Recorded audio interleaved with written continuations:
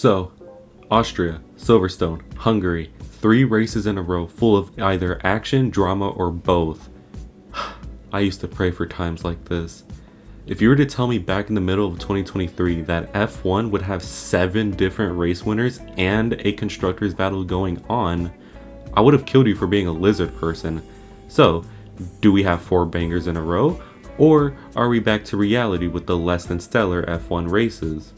Well, it was banging yet again, and now we suffer for 1 month while we wait for Zandvoort. So now as we leave the weekend, we have the dreaded summer break of no F1 action, so enough yapping and let us discuss the winners and losers of the 2024 Belgian Grand Prix.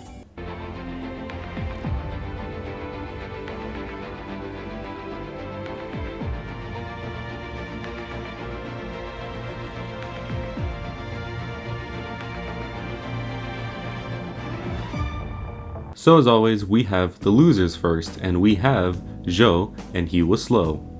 When you get out-qualified by Sargent by 6/10 in the rain, maybe that isn't a good sign. Also, his race, yet again, not a good sign. I don't really know what to say here since we know this guy and his car are slow, but the margins compared to Bottas are huge, so that's why he's here. Next up, we have Haas, and after a run of brilliant form, they now have a run of mid.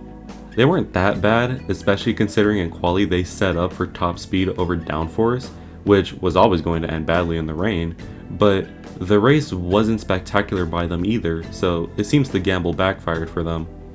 Also, Ocon and Behrman is their new lineup for next year, and I consider this a loss because knowing Ocon, he is never going to play the team game, and having a rookie as his teammate, I fear this is going to end badly.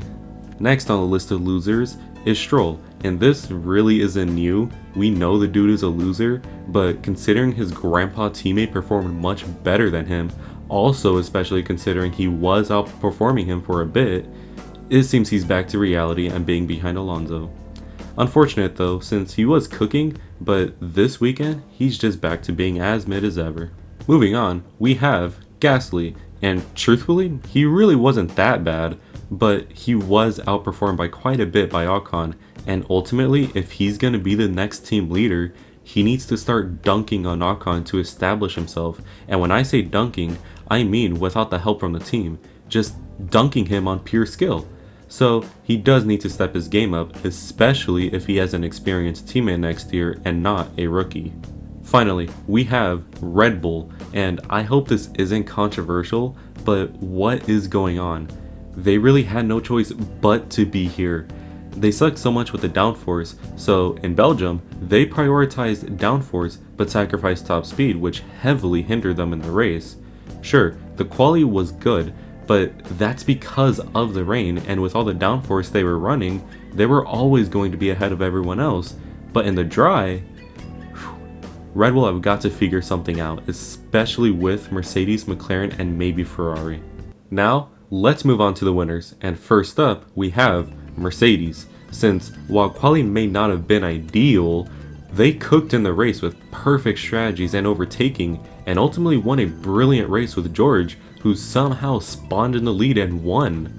Lewis had a fantastic race too, and equally deserved the win as well. So overall, what a brilliant result by Mercedes, and this season just keeps on delivering more and more.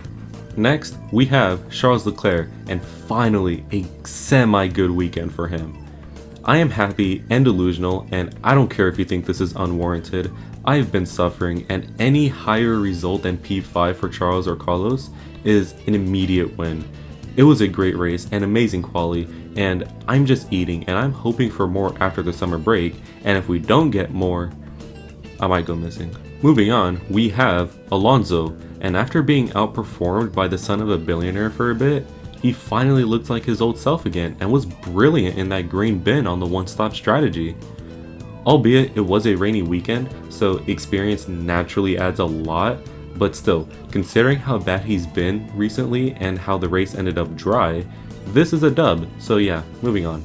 Next up is Oscar Piastri, and he had a great race considering his teammate did his best to keep the bottle tag on him.